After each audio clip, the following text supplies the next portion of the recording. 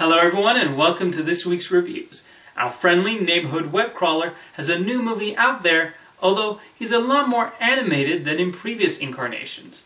There are also many more spider people that we might not be accustomed to seeing. Let's see what the team at Sony Pictures Animation have come up with. This is SpiderMan Into the SpiderVerse.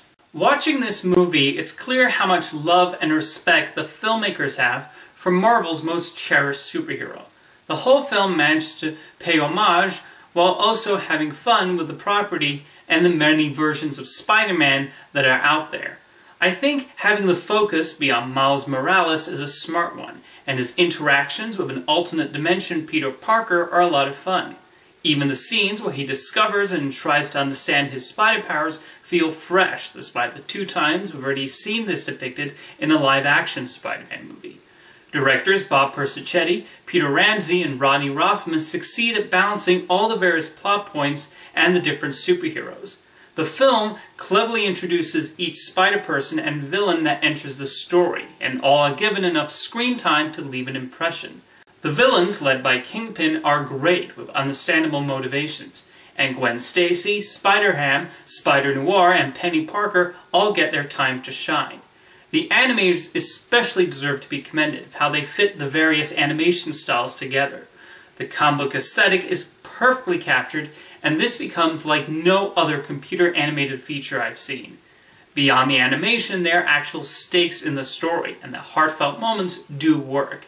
I especially like seeing the contrast in Miles' relationship with his father and uncle. This opens so many doors for what they can do with Spider-Man, and I would even go so far as to call this my favorite Sony Pictures Animation movie. They really pulled out all the stops here, and I'm so proud of the team who put this film together.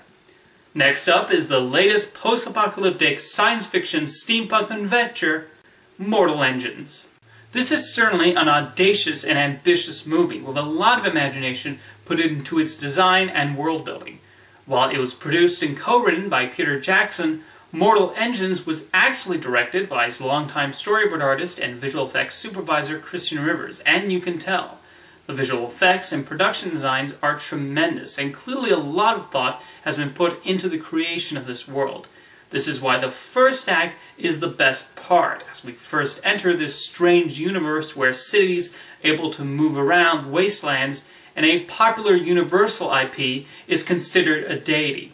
Yep, that's the thing that happens in the movie.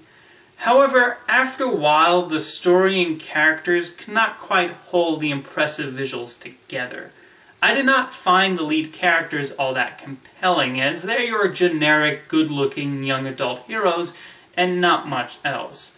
Mortal Engines does sort of become a generic steampunk adventure. The movie piles on so many characters and subplots we're meant to follow, and I did not care about any of them. A few I outright forgot about until they would sporadically reappear. Hugo Weaving does bring a certain charm to his villain early on, but eventually he becomes a dullard as we attempt to figure out his convoluted evil plan. By the time we get to the big action climax, I was slowly starting to check out. And those final 40-ish minutes do seem to go on forever and ever and ever, and I just sort of got numb to it after a while. As I said, there's a fair amount of imagination and ambition to admire in Mortal Engines, but for the most part, I found it a bit of a slog. Thank you for watching this week's reviews, and I'll see you next time.